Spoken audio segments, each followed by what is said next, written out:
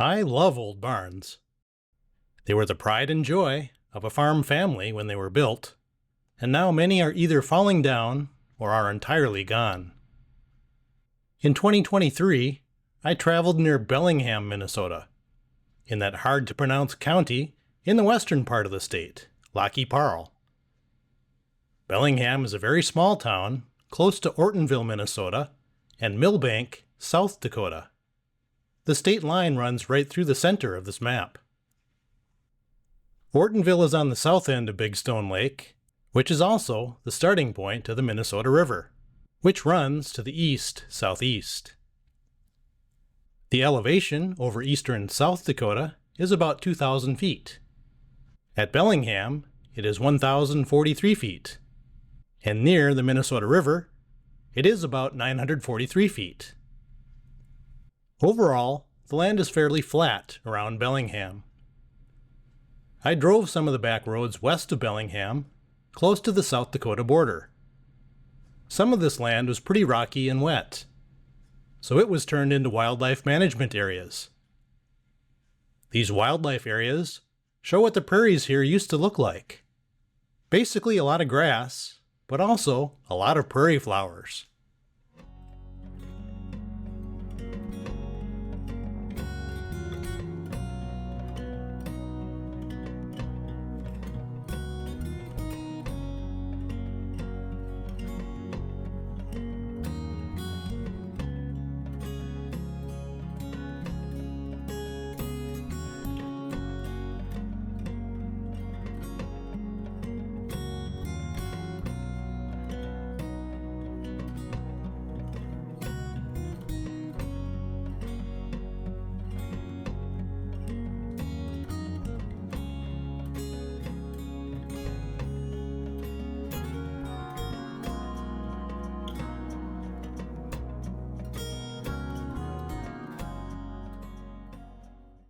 The old barn I came across was located by the red circle.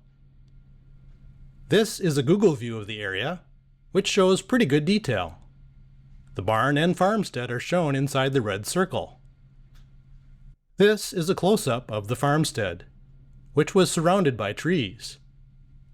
However, you can still pick out the barn and a house. Let's explore these two old buildings and see what hints are still there of its past.